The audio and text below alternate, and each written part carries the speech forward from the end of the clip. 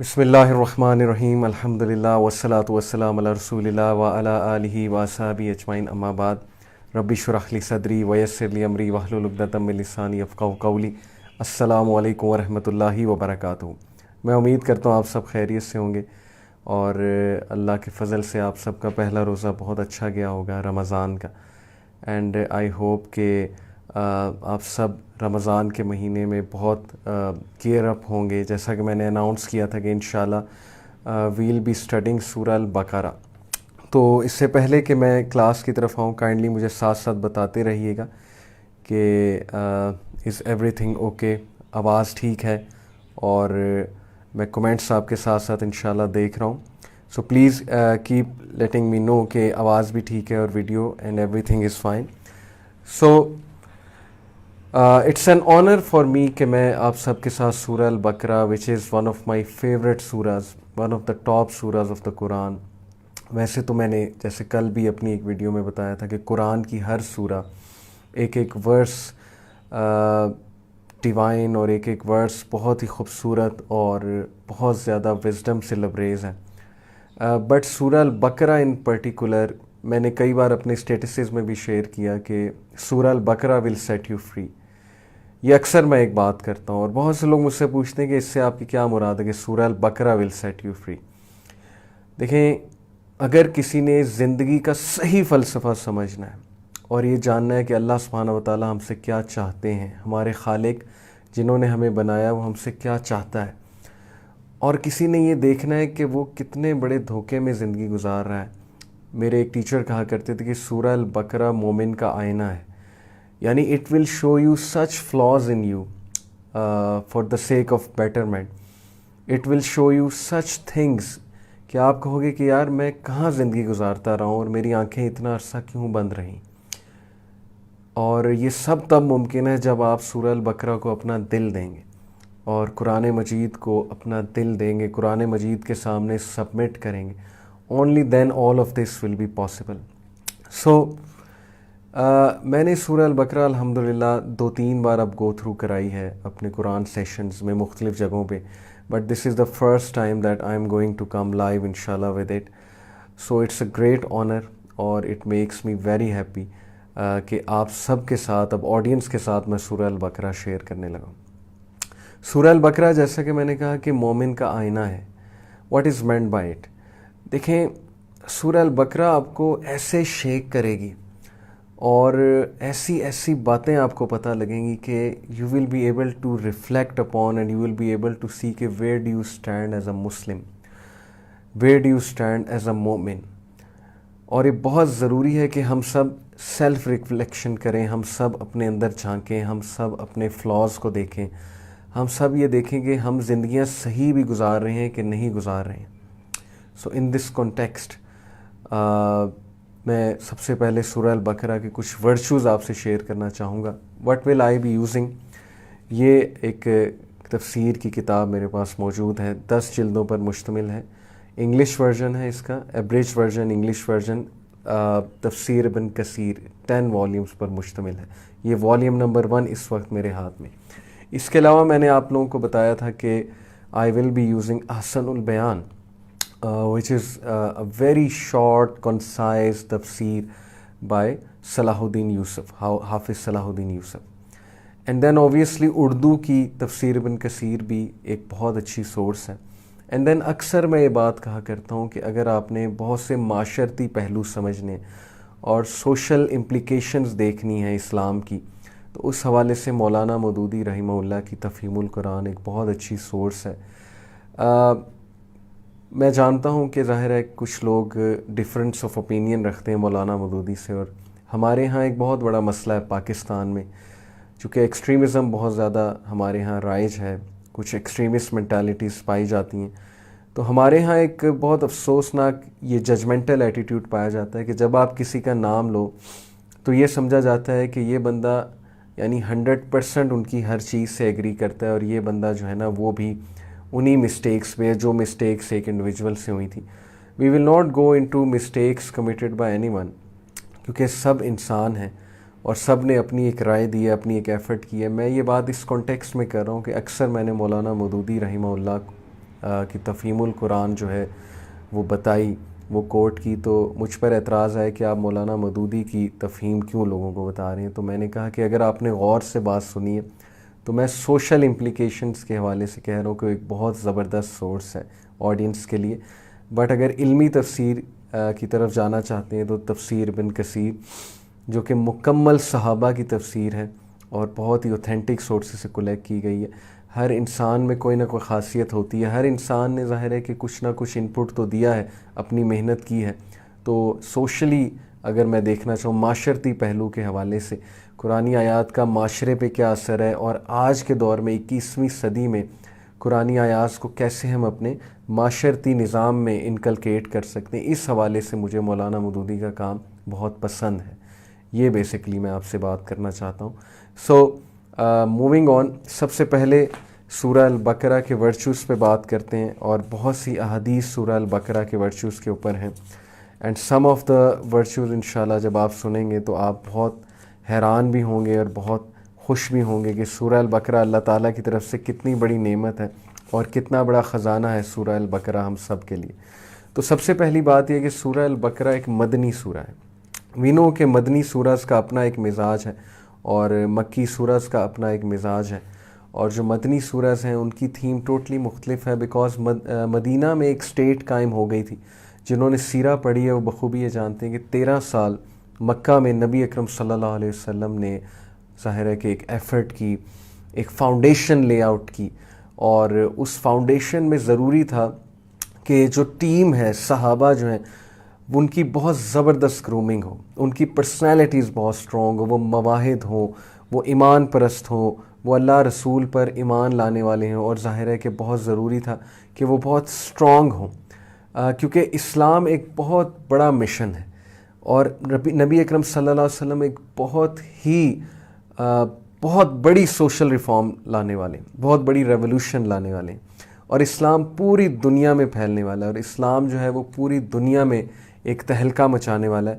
تو اس لیے یہ بہت ضروری تھا کہ وہ جو ٹیم ہے نبی اکرم صلی اللہ علیہ وسلم کی وہ بہت سٹرونگ ہونی چاہیے، ان کا عقیدہ بہت مضبوط ہونا چاہیے، مواحد ہونے چاہیے، یعنی توحید پرست ہونے چاہیے، اور ان میں کوئی نفاق کے ایلیمنٹس نہیں ہونے چاہیے، اور انہیں گھبرانا نہیں چاہیے مشکلات سے. تو اس لیے 13 سال کا جو عرصہ تھا وہ بہت مشکل بھی تھا نبی اکرم صلی اللہ علیہ وسلم پر اور صحابہ پر، کیونکہ ظاہر ہے کہ اس میں مظالم بھی ڈھائے گئے ان پہ، اور انہیں صبر کرنے کا حکم دیا. ان کی گرٹ، ان کی ول پاور، ان کی پیشنس بلڈ کی جا رہی تھی، ان کا کیریکٹر بلڈ کیا جا رہا تھا، انہیں معاف کرنے کی ترغیب دی جا رہی تھی، انہیں صبر کی ترغیب دی جا رہی تھی، انہیں سکھایا جا رہا تھا غصے پہ کیسے کنٹرول کرتے ہیں. یہ ساری بنیادی چیزیں انسان کے کیریکٹر کے لیے بہت ضروری ہیں، اسپیشلی جب ان انسانوں نے ایک بہت بڑی سوشل ریفارمیشن لے کر آنی ہے. تو اس لیے مکی جو سورج ہیں ان کی جو مین تھیم ہے وہ عقیدہ، فکر آخرہ، اور ظاہر ہے کہ اللہ سبحانہ و تعالیٰ کے ایٹریبیوٹس اور اللہ سبحانہ و تعالیٰ کی وحدانیت کے اوپر مکی سورج کی جو ہے وہ تقریباً سب کی تھیم ہے. مدنی سورج کی تھیم تھوڑی سی مختلف اس طرح سے کہ اب ٹیم بلڈ ہو چکی ہے، اور اللہ نے مدنی سورج میں صحابہ کو ڈانٹا بھی ہے. ڈانٹنے سے مراد ہے جیسے ایک باپ بچوں کو ڈانٹتا ہے ان کی بہتری کے لیے، انہیں جھنجھوڑتا ہے، انہیں شیک کرتا ہے، اسی طرح اللہ سبحانہ و تعالیٰ نے ریبیوک کیا ہے، شیک کیا ہے، اللہ سبحانہ و تعالیٰ نے موٹیویٹ بھی کیا ہے، اللہ سبحانہ و تعالیٰ نے کانفیڈنس بھی دیا ہے. مدنی سورج میں اللہ سبحانہ و تعالیٰ نے ایک اپنی آئیڈینٹی بلڈ کروائی مسلمانوں کی، کیونکہ یہ لوگ آگے جا کے ایک بہت بڑی ریولوشن لانے والے. سیکنڈلی، مدینہ میں ایک سٹیٹ، اسلامک سٹیٹ بھی قائم ہو چکی تھی، اور نبی اکرم صلی اللہ علیہ وسلم کی دوسری کمیونٹیز کے ساتھ بھی انٹریکشن شروع ہو گئی تھی، such as Jews and Christians. تو جیوز اینڈ کرسچنز کے حوالے سے سورہ البقرہ میں بہت سی آیات جو ہیں وہ آپ لوگوں کو انشاءاللہ دیکھنے کو ملیں گی، اور لیٹ سی کہ وہ آیات جو ہیں کیا ہیں، اور لیٹ سی کہ جیوز سے کیسے اللہ تعالیٰ مخاطب ہوئے. پہلے میں یہ بتاتا چلوں کہ یاد رکھیے کہ مدینہ میں نبی اکرم صلی اللہ علیہ وسلم کا جو ریلیشن تھا وہ 3 جیوز کے قبیلے سے تھا. یہودیوں کے 3 قبائل وہاں پر رہتے تھے مدینہ میں، بنو نذیر، بنو قینوقہ اور بنو قیروزہ.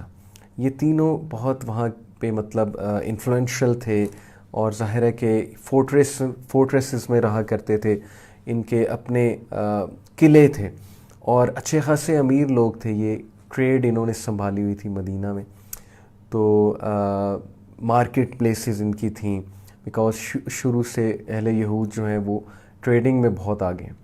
تو اللہ کے نبی صلی اللہ علیہ وسلم نے ان سے پیکٹ بھی کیا، پیکٹ آف مدینہ میں جوز بھی شامل تھے، ان سے باقاعدہ یہ ٹریٹی کی گئی کہ جب تم لوگ پر کوئی حملہ ہوگا ہم تمہارا ساتھ دیں گے، جب ہم پر کوئی حملہ ہوگا تم لوگ ہمارا ساتھ دو گے، اور دشمن کا ساتھ کوئی نہیں دے گا، دشمن کے خلاف انفیکٹ سب کھڑے ہوں گے۔ تو یہ پیس ٹریٹی ان کے ساتھ قائم تھی۔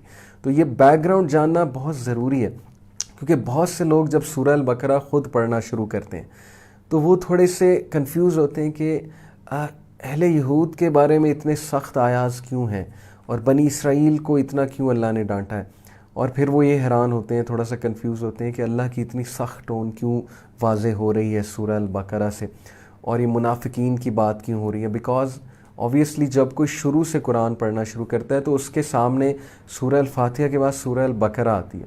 تو سورہ البقرہ یاد رکھیں کہ 5 ہجری 6 ہجری سے لے کر 10 ہجری تک نازل ہوتی رہی ہے، جو نبی اکرم صلی اللہ علیہ وسلم کی نبوت کے آخری دور تھا۔ تو ظاہر ہے کہ آخری دور میں کافی چیزیں اسٹیبلش ہو چکی تھیں، بہت وارننگز مل چکی تھی قریش کو اور باقی لوگ کو جو نبی صلی اللہ علیہ وسلم کی نبوت کو قبول نہیں کر رہے تھے۔ اس لیے سورہ البقرہ کی ٹون از ویری اسپیشل۔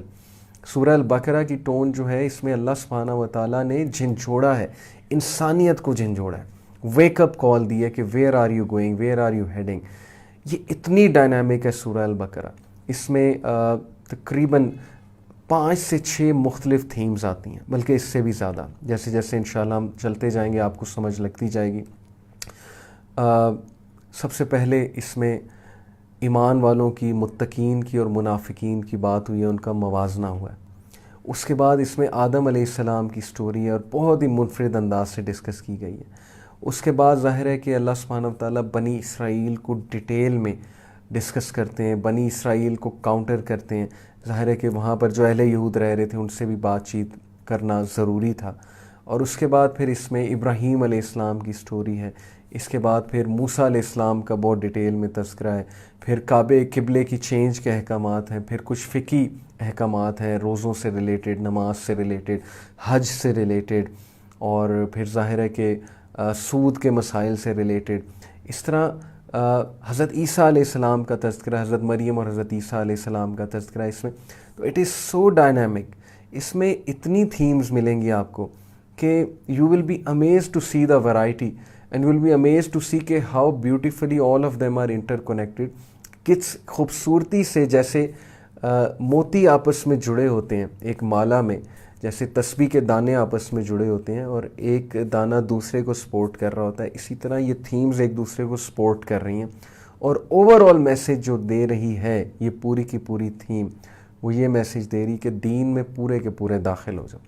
کرک سورہ البقرہ کا یہ کہ دین میں پورے کے پورے داخل ہو جاؤ، دین کو مذاق مت سمجھو، اللہ کو مذاق مت سمجھو، رسول کو مذاق مت سمجھو، اپنے آپ کو جھنجھوڑو، ویک اپ کال دو، آنکھیں کھولو، دنیا میں تم کیا کرنے آئے تھے وہ کرنے والے بنو، بجائے کہ یہ کہ انہی شغل میلوں میں لگ جاؤ جن شغل میلوں میں پرانے قومیں لگی اور دیکھیں کہ کتنا انہوں نے اپنا نقصان کیا۔ تو اس لیے لیٹ سٹارٹ انشاءاللہ تعالی۔ سب سے پہلے میں کچھ انشاءاللہ آپ کو ورچوز آف سورہ البقرہ سناتا ہوں۔ یہ جو کتاب میں یوز کر رہا ہوں تفسیر کی، تفسیر ابن کثیر، انگلش کا ورژن ہے، اردو کا بھی ہے، آپ اردو بھی پڑھ سکتے ہیں، بٹ جیسا کہ بیک گراؤنڈ جاننا ایک سورہ کا بہت ضروری ہے، اور ہر سورہ کی ایک ٹون ہے، اللہ سبحانہ و تعالیٰ نے خاص ٹون میں بات کی ہے ہر سورہ میں۔ اس لیے میری گزارش ہے آپ سب سے کہ اس سے پہلے کہ کوئی سورہ ڈائریکٹ پڑھنا شروع کریں اس کا بیک گراؤنڈ جان لیجئے، بہت ضروری ہوتا ہے۔ سب سے پہلے میں آپ کو حدیث سناتا ہوں ترمذی کی، اور یہ حسن اور صحیح حدیث ہے۔ نبی اکرم صلی اللہ علیہ وسلم نے فرمایا do not turn your houses into graves, اپنے گھروں کو قبرستان مت بناؤ۔ ویریلی شیطان does not enter the house where سورہ البقرہ از ریسائٹڈ، شیطان وہاں نہیں انٹر ہو سکتا جہاں پہ سورہ البقرہ ریسائٹ کی جائے۔ How powerful this concept is, کہ نبی اکرم صلی اللہ علیہ وسلم نے فرمایا کہ اپنے گھروں کو قبرستان مت بناؤ۔ کچھ گھروں میں سونا سونا سا ماحول ہوتا ہے، کچھ گھروں میں محسوس ہوتا ہے کہ بہت نیگیٹو انرجی ہے, لڑائی جھگڑے, ظاہر ہے شیطان بہت ایکٹیو ہوتا ہے نا, ایسی چیزیں ہو رہی ہوتی ہیں اس گھر میں کہ شیاطین کا آنا بہت زیادہ میسر ہو جاتا ہے, بہت آسان ہو جاتا ہے, اور شیطان کے آنے سے نحوست ہوتی ہے, شر پھیلتا ہے, لڑائیاں پھیلتی ہیں. سو نبی اکرم صلی اللہ علیہ وسلم نے کہا کہ اپنے گھروں کو قبرستان مت بناؤ, قبروں جیسا ماحول مت بناؤ کہ سب ڈیڈ ہیں وہاں پہ اور کوئی ایکٹیویٹی نہیں ہو رہی. ایکٹیویٹی ایز ان کہ جسے کہتے ہیں نا زندہ دل, جہاں اللہ کی بات ہو, رسول کی بات ہو. جیسے آپ نے دیکھا ہے کہ ایک باغ ہے وہاں مرجھائے ہوئے پودے ہیں, اور ایک باغ ہے کہ وہاں پر کھلے ہوئے پودے. تو یہی بات ہے کہ اپنے گھروں میں کھلے ہوئے لوگ رکھو, اپنے دلوں کو کھلا ہوا رکھو. کیسے؟ سورہ البقرہ کی تلاوت کر کے. شیطان اس گھر میں داخل نہیں ہوتا جہاں پر سورہ البقرہ کی ریسیٹیشن کی جاتی ہے یا وہاں پہ ریسیٹیشن لگائی جاتی ہے. سوچیں کہ جس گھر میں شیطان نہیں داخل ہو سکتا اور وہاں سے مایوس ہو جاتا ہے, وہاں پر کس طرح حالات بہتر ہوں گے, پازیٹیوٹی کیسے آئے گی, وہاں پر آپس کے اختلافات کیسے ختم ہوں گے. تو this is an antidote and a beautiful surah, and really this is the cure for all the spiritual elements. جو روحانی بیماریاں ہیں, جو آپس کے اختلافات ہیں, جو نحوستیں چھائی ہوئی ہیں, سورہ البقرہ از دی آنسر. پھر نبی اکرم صلی اللہ علیہ وسلم نے فرمایا, ایک اور حدیث میں آتا ہے, اور یہ حدیث جو ہے یہ الطبرانی کی روایت ہے, ایوری تھنگ ہیز اے ہمپ اور ہائی پیک. جیسے اونٹ کا ایک ہمپ ہوتا ہے نا, اونٹ کی جو ہے وہ ایک پیک ہوتی ہے, تو اللہ کے نبی صلی اللہ علیہ وسلم نے فرمایا کہ ہر چیز کا ایک ہمپ ہوتا ہے, ہر چیز کی ایک پیک ہوتی ہے. And Al Baqarah is the high peak of the Quran. سبحان اللہ, Al Baqarah is the high peak of Quran. Surah Al Baqarah میں پیک آف قرآن ہے, یعنی Surah Al Baqarah, it is the hump of the Quran. And whoever recites Al Baqarah at night in the house, then shaitan will not enter that house for 3 nights. صحیح حدیث. And whoever recites it during the day in his house, then shaitan will not enter that house for 3 days. تو شیطان وہاں پر 3 دن کے لیے داخل نہیں ہوگا. یہ سورہ البقرہ کے ورچوز میں سے. اور پھر ایک اور حدیث میں آتا ہے, یہ جو حدیث ہے جی یہ ہے تحفات الازوازی کی, اور النسائی نے الکبریٰ میں اسے مینشن کیا, اور ابن ماجہ نے بھی مینشن کیا اسے. لرن ار قرآن and recite it. For the example of whoever learns the Quran, recites it and adheres to it, is the example of a bag that is full of musk whose scent fills the air. قرآن پڑھو, قرآن کو سیکھو, قرآن کو یاد کرو, کیونکہ اس شخص کی مثال جو قرآن کو سیکھتا ہے اور جو اس کو ریسائٹ کرتا ہے, اس کی تلاوت کرتا ہے اور اس پہ عمل کرتا ہے, اس انسان کسی, اس بیگ کسی ہے دیٹ از فل آف مسک, جو کہ پرفیوم سے اور مسک سے بھرا ہوا ہے, ہو سینٹ فلز دا ایئر, اور جس کی خوشبو ایئر کو فل کر دیتی ہے. سبحان اللہ. سورہ البقرہ جو شخص پڑھتا ہے, انفیکٹ قرآن, یہ قرآن کے بارے میں سارا کا سارا قرآن جو انسان پڑھتا ہے اس کی مثال ایسے ہے, اور عمل کرتا ہے. مین بات ہے عمل کرتا ہے, ریسائٹ کرتا ہے اور سیکھتا ہے. تو ہم یہ سیکھ ہی رہے ہیں نا, سورہ البقرہ کو سیکھنا چاہتے ہیں ہم, because it's going to set us free. یہ ہمیں آزاد کر دے گی انشاءاللہ تعالی. تو جو کوئی یہ کرتا ہے اس کی مثال اس بیگ کسی ہے جس کے اندر پرفیوم ہے, مسک ہے, اور اس بیگ, وہ بیگ جہاں جہاں جائے گا تو وہ ہوا کو اور ایئر کو فل آف, کہنا چاہیے کہ خوشبو سے تر کر دے گا, full of good smell and full of fragrance کر دے گا. اوکے. ایک اور حدیث میں آتا ہے کہ نبی اکرم صلی اللہ علیہ وسلم نے فرمایا, they were the angels, they came close hearing your voice. یہ ایکچولی پورا ایک واقعہ ہے, پورا واقعہ میں آپ کو سناتا ہوں, بہت انٹرسٹنگ واقعہ ہے, ایک بڑا میریکولس واقعہ ہے. ایک صحابی کے ساتھ ہوا. ایک صحابی تھے اسید بن حضیر رضی اللہ تعالی عنہ. While he was reciting Surah Al-Baqarah at night and his horse was tied beside him, the horse was suddenly startled and troubled. سورہ البقرہ پڑھ رہے تھے رات کے ٹائم, اور ان کا جو گھوڑا تھا وہ ساتھ ہی بندھا ہوا تھا.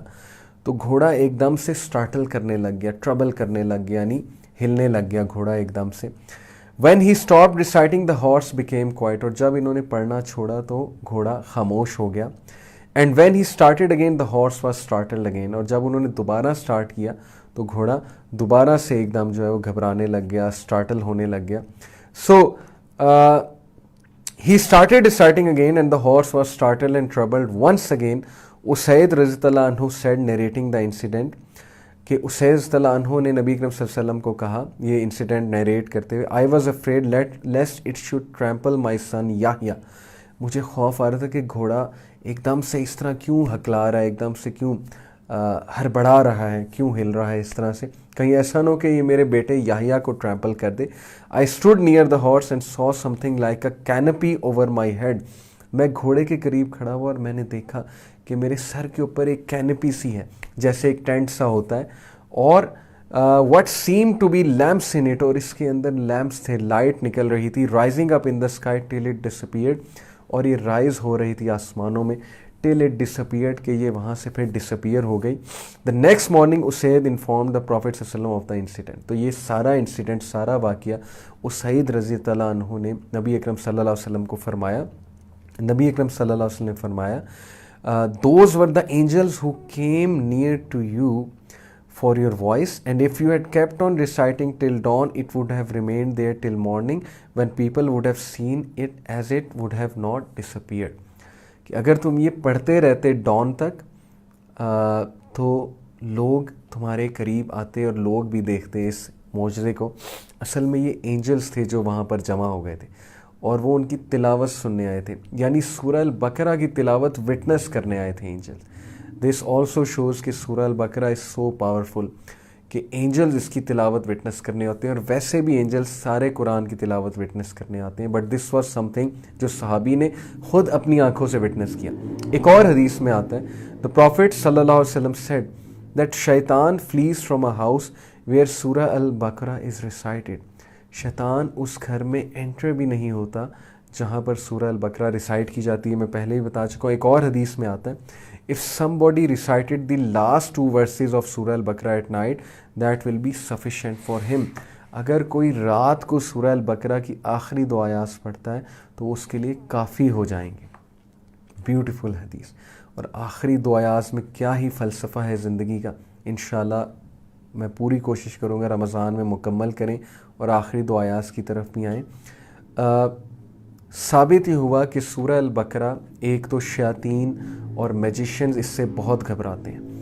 جس گھر میں سورہ البقرہ پڑھی جاتی ہے وہاں شیاطین نہیں انٹر ہوتے, وہاں کوئی برے اثرات نہیں آتے. میجیشنز کے لیے موت ہے. میجیشنز, کالا جادو کرنے والے سورہ البقرہ سے ڈرتے ہیں. پھر سورہ البقرہ قیامت والے دن انسان کی سفارش بھی کرے گی. ایک حدیث میں آپ کو, بہت لمبی حدیث ہے, مسند احمد کی, چھوٹی کر کے سناتا ہوں. نبی اکرم صلی اللہ علیہ وسلم نے فرمایا, learn Surah Al-Baqarah and Al Imran because they are 2 lights and they shade their people on the day of resurrection, just as 2 clouds, 2 spaces of shade, or 2 lines of flying birds. The Quran will meet its companion in the shape of a pale-faced man on the day of resurrection when his grave is opened. The Quran will ask him, do you know me? The man will say, I do not know you. بڑی خوبصورت حدیث ہے کہ قرآن ایک پیل shape مین کی صورت میں انسان سے قبر میں ملے گا, یعنی ایک انسان کی صورت اختیار کر کے, اور پوچھے گا کہ کیا تم جانتے ہو میں کون ہوں؟ شخص کہے گا نہیں. دا قرآن will say, I am your companion, the قرآن which has brought you thirst during the heat and made you stay up during the night. Every merchant has a certain trade, but this day you are behind all types of trade. Kingship will then be given to him in his right hand, eternal life in his left hand, and the crown of grace will be placed on his head. یہ ہے اس شخص کی مثال جو قرآن پڑھتا ہے. قرآن اس کے سامنے انسان کی شکل میں آ کے اسے خوشخبری دے گا کہ میں تمہارا ساتھی, تمہارا کمپینین, جسے تم ریسائٹ کیا کرتے تھے. ہم کتنا قرآن ریسائٹ کرتے ہیں, ہم کتنا قرآن فالو کرتے ہیں. کیا ہمارا کمپینین قیامت والے دن اور قبر میں قرآن ہوگا یا ہمارا کمپینین کچھ اور ہوگا وہاں پہ؟ اس لیے بردرز اینڈ سسٹرز, قرآن پڑھنے کی عادت بنا لیجئے. اگر آپ کو میری ٹپ چاہیے تو ہر نماز کے بعد, نہ صرف رمضان میں بلکہ ہر دن, رمضان کے بعد بھی ہر مہینے, پورا سال, میرے سے ٹپ لے لیجئے کہ ہر نماز کے بعد 10 آیات, 20 آیات, 30 آیات, جتنی آپ کی استطاعت ہے, ہر نماز کے بعد پڑھنا شروع کر دیں. This will make your habit to read the Quran. آپ کو ایسا سکون ملے گا, آپ کو ایسی راحت ملے گی, اور آپ کا قرآن سے ایسا تعلق قائم ہوگا کہ Quran will be your companion and on the day of judgement and in the grave it will say کہ میں تمہارا کمپینین ہوں. تو کیا آپ نہیں چاہتے کہ قرآن آپ کا دوست ہو, قرآن آپ کا کمپینین ہو؟ ایک اور حدیث میں آتا ہے, یہ حدیث ہے جی, یہ بھی مسند احمد کی حدیث ہے, ریڈ دا قرآن, قرآن پڑھو, because it will intercede on behalf of its people on the day of resurrection, کیونکہ یہ قیامت والے دن. جی السلام علیکم ورحمۃ اللہ وبرکاتہ. Sorry for the interruption, connection کی وجہ سے ایک انٹرپشن آ گئی تھی. So let's continue. ہم بہت بلیسڈ سورہ کے بارے میں بات کر رہے ہیں, اور میں آپ کو یہ بتا رہا تھا کہ سورہ البقرہ اور Surah Al Imran they are the two lights. جیسے نبی اکرم صلی اللہ علیہ وسلم نے اس حدیث میں کہا کہ they will shade their people, their companions on the day of resurrection just as two clouds, two species of shade اور two lines of flying birds. تو اس حدیث میں بھی یہی ہے کہ read the two lights Al Baqarah and Al Imran because they will come in the shape of two clouds, two shades or two lines of birds on the day of resurrection and will argue on behalf of their people on that day. Argue کریں گی لوگوں کے behalf پہ اس دن, جس دن سفارش چاہیے, جس دن اللہ تعالیٰ کی رحمت چاہیے سب کو, جس دن ظاہر ہے کہ سب کو نجات چاہیے, سیلویشن چاہیے. تو اس دن سورہ البقرہ اینڈ سورہ Al Imran they will be acting as intercessors, سفارش کریں گی اور دو لائٹس کی طرح ایکٹ کریں گے. پھر نبی اکرم صلی اللہ علیہ وسلم نے فرمایا ریڈ البقرہ, سورہ البقرہ پڑھو, because in having it there is blessing and in ignoring there is a sorrow and the sorceresses can not memorize it. جادوگر اس سے ڈرتے ہیں, اور سورہ البقرہ پڑھنے میں بلیسنگ ہے, رحمت ہے, خوشی ہے, ہیپینس ہے, اور سورہ البقرہ اگنور کرنے میں غم ہے, سورو ہے. سبحان اللہ. یہ بھی مسند احمد کی حدیث ہے. پھر ایک اور حدیث میں آتا ہے, نبی اکرم صلی اللہ علیہ وسلم نے فرمایا, اگین امام احمد نے نیریٹ کی ہے یہ حدیث, on the day of resurrection the Quran and its people who used to implement it will be brought forth preceded by Surah Al Baqarah and Al Imran.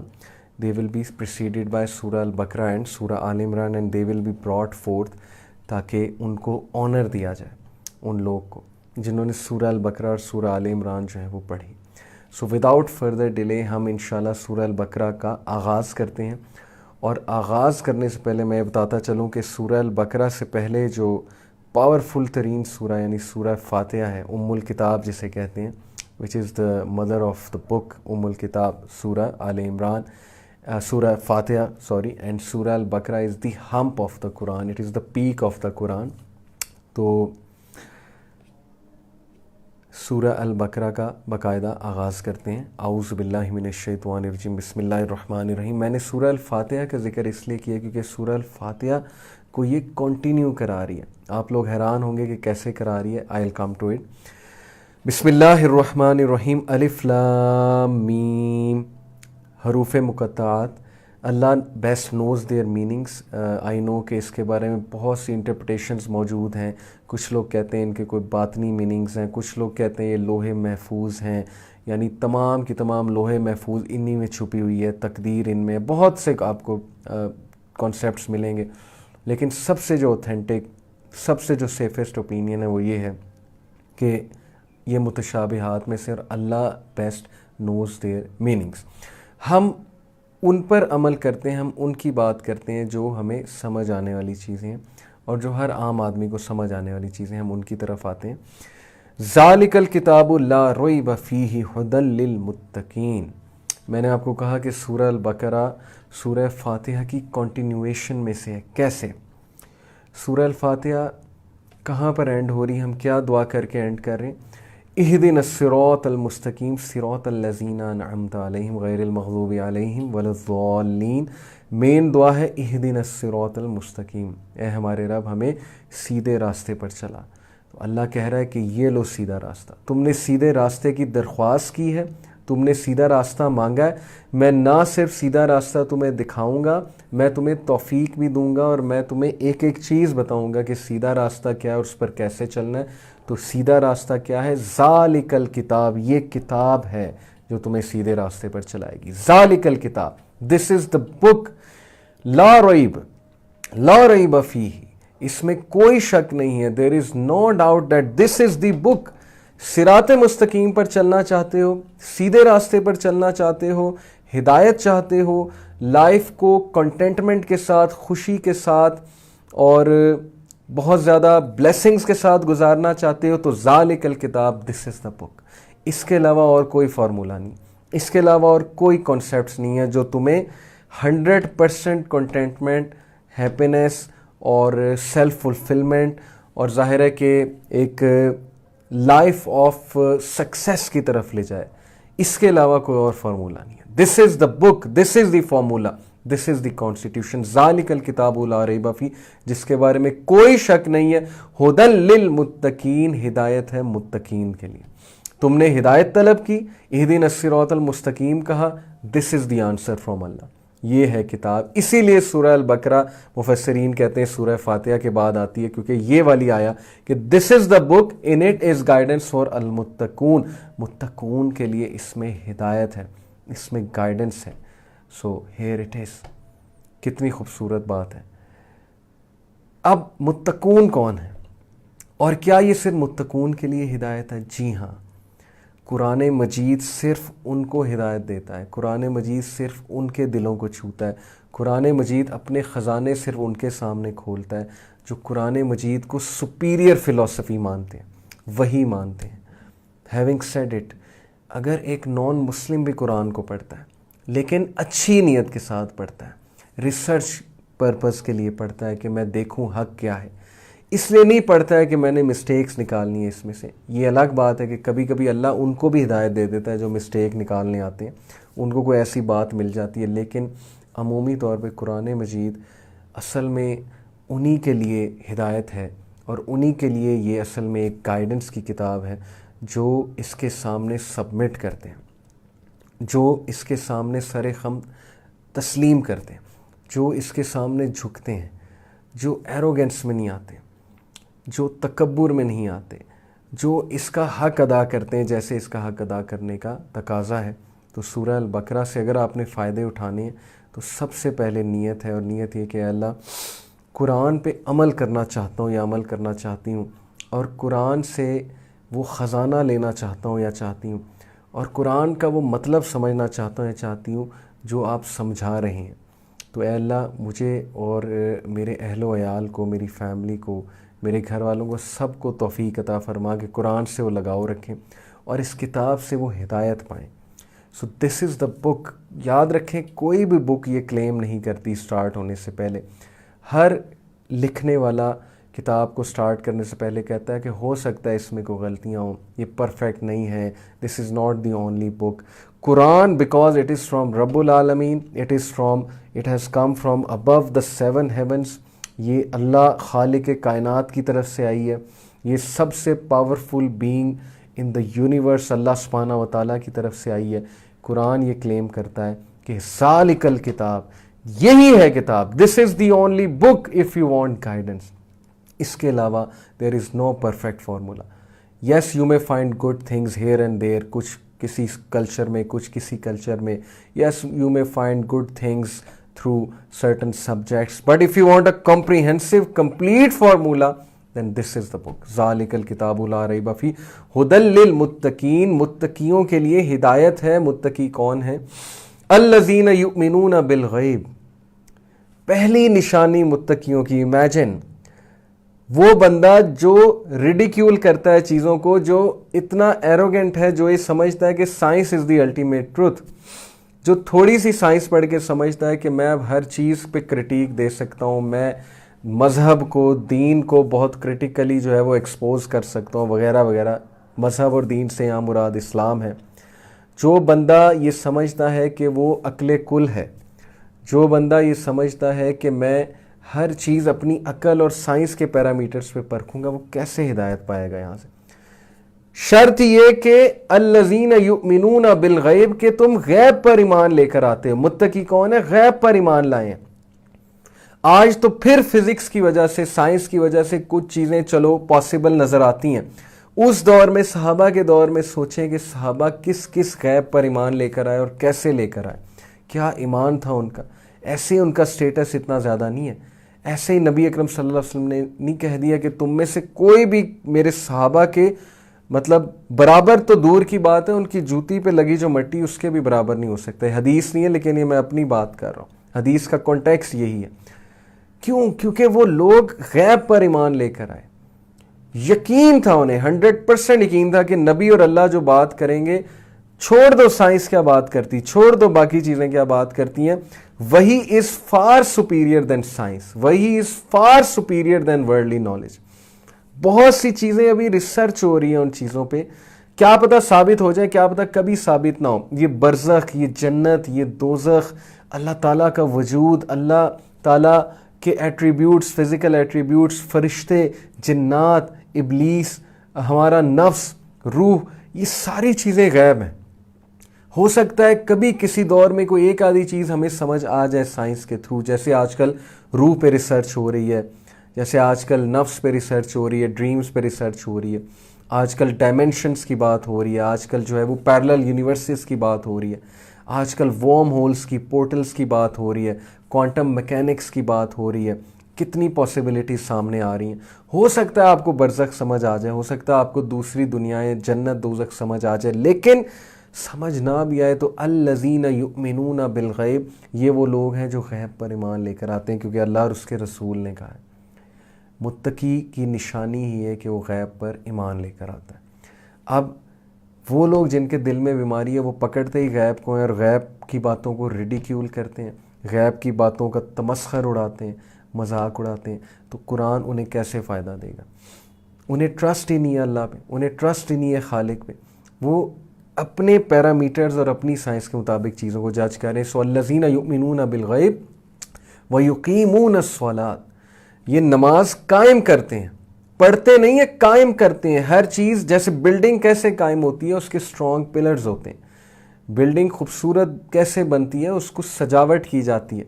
نماز کیسے قائم ہوتی ہے؟ بہت اچھے سے وضو کرنا، وضو کر کے چل کے مسجد تک جانا، ذکر کرتے جانا، نماز کے بعد ایک دم سے نہ اٹھ جانا، نماز اچھے سے پڑھنا، سجدہ اچھے سے کرنا، رکوع اچھے سے کرنا، قیام لمبا کرنا، سجدہ سب سے زیادہ لمبا کرنا کیونکہ سجدے میں اللہ کے قریب ہوتے ہیں.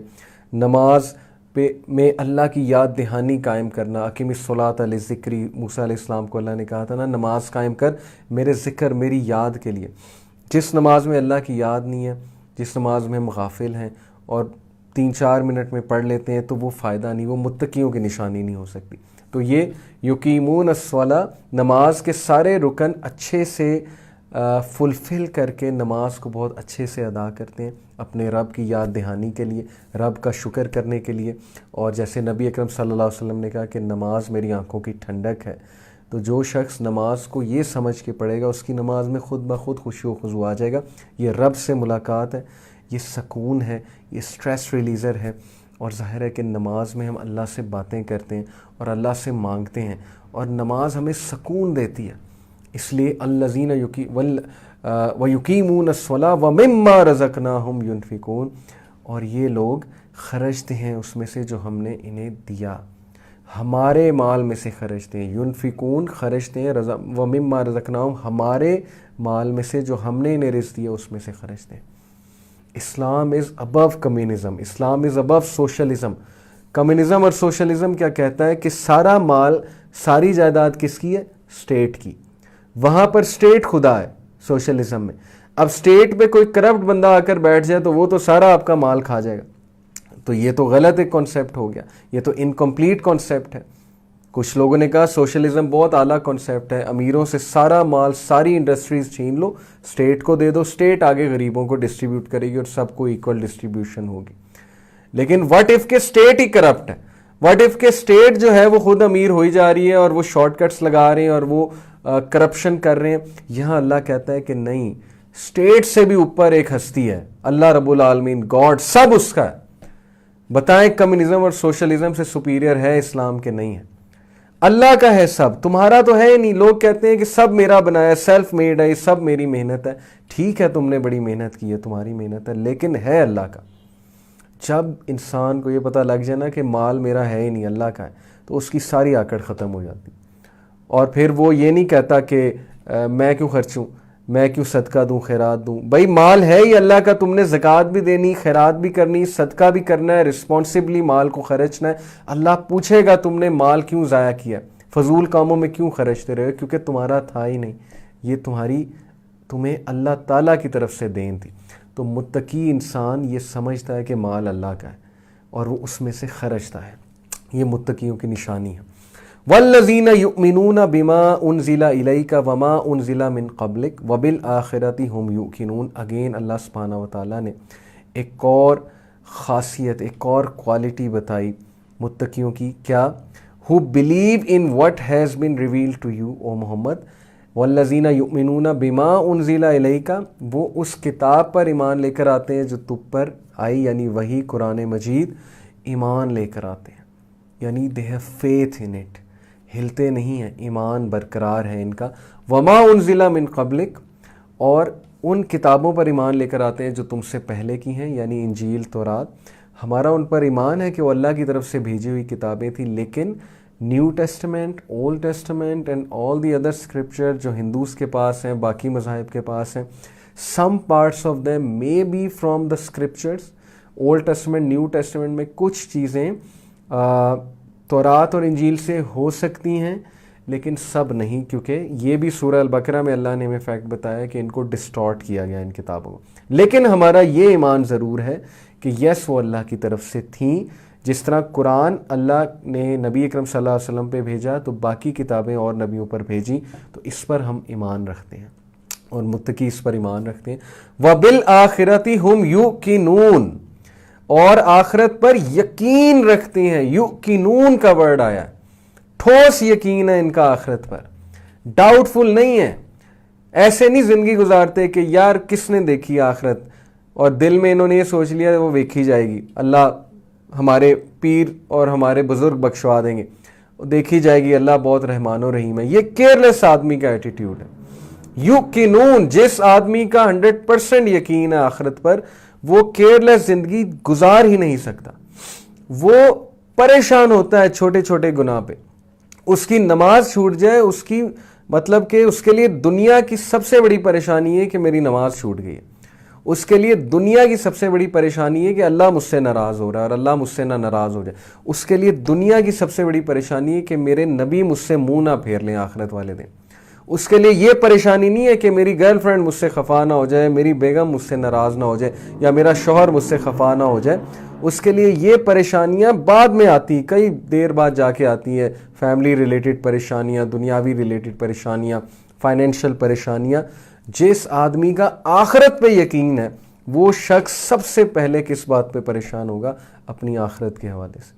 جیسے کہ نبی اکرم صلی اللہ علیہ وسلم نے فرمایا کہ جو کوئی آخرت کو پریفرنس دیتا ہے دنیا پہ، فوقیت دیتا ہے دنیا پہ آخرت کو، اللہ تعالیٰ اس کے لیے اس کے تمام میٹرز، تمام معاملات کو سنبھال لیتا ہے، اور دنیا اس کے پیچھے بھاگتی ہے اور وہ دنیا کے آگے بھاگتا ہے. سبحان اللہ. اور جو کوئی دنیا کو پریفرنس بناتا ہے، آخرت کو اگنور کر کے، اللہ اس کے معاملات سمیٹ دیتا ہے.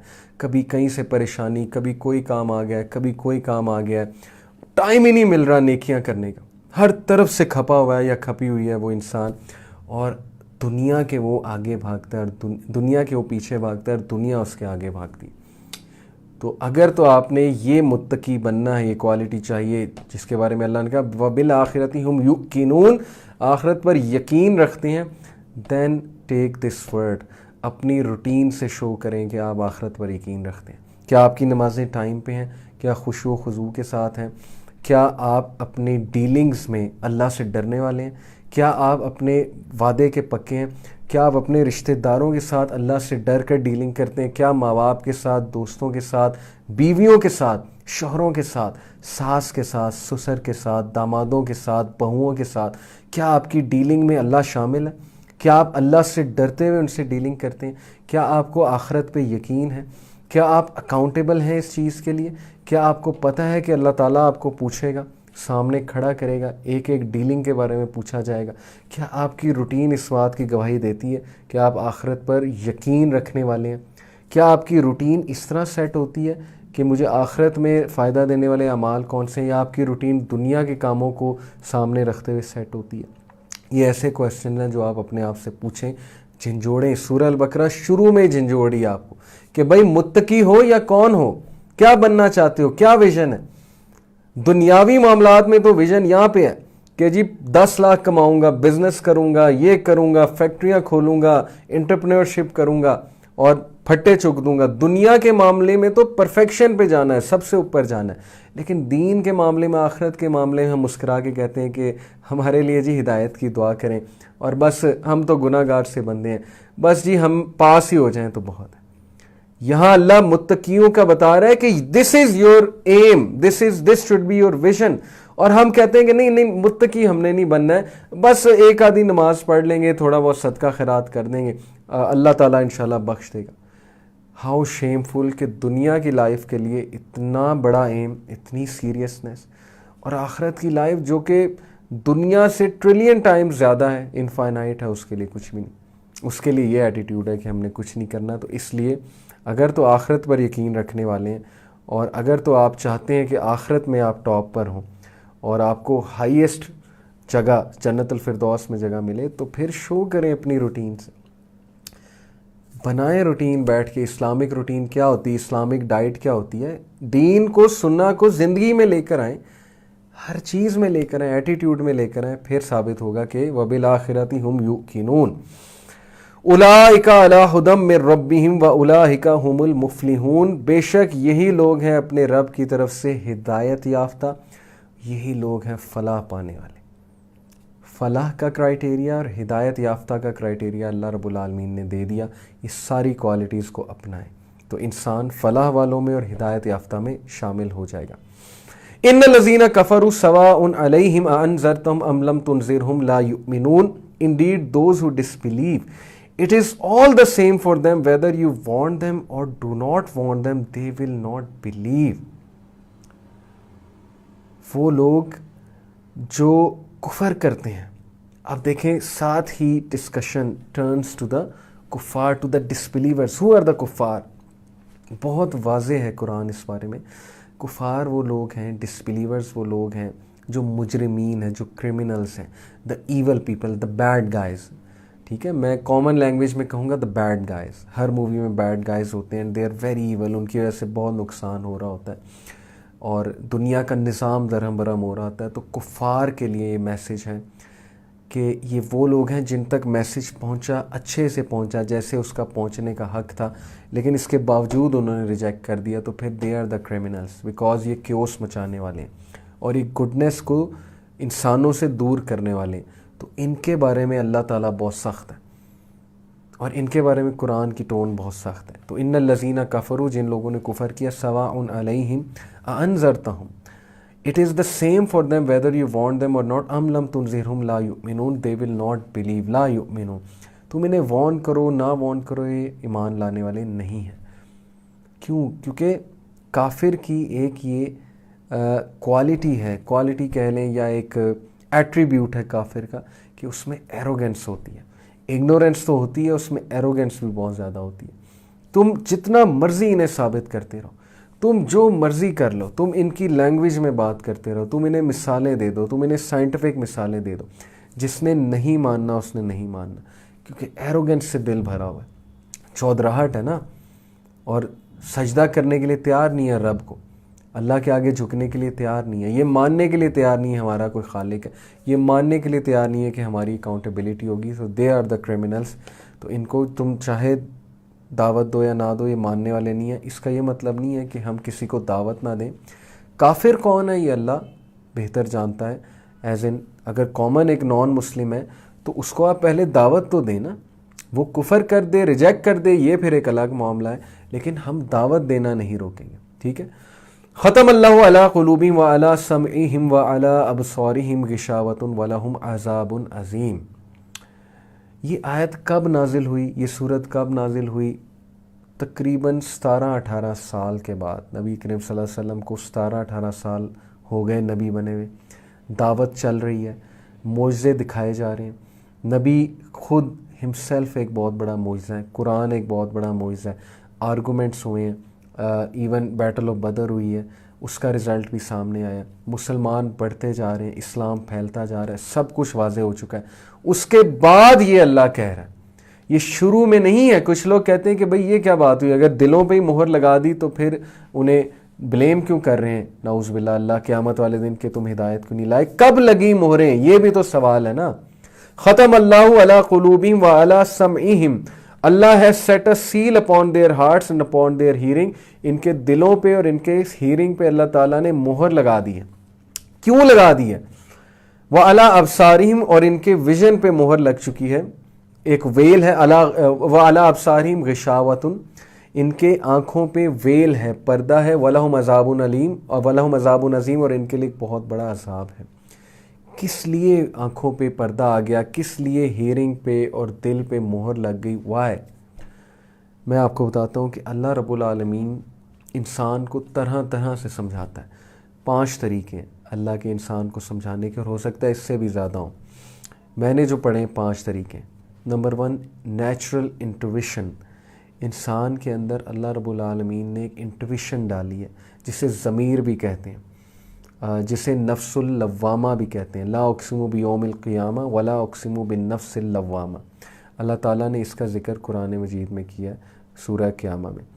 تو یس, نفس اللوامہ اور ضمیر جسے ہم کہیں گے, تو اللہ تعالیٰ نے ہر ایک کے اندر نیچرل انٹویشن رکھی ہے تاکہ وہ صحیح اور غلط کی پہچان کر لے اور اس کا ضمیر بولے, اسے جھنجھوڑے کہ کیا غلط ہے کیا صحیح ہے. دوسرا, 6 سینس. اللہ نے ہر انسان کو ایک 6 سینس بھی عطا کی ہے.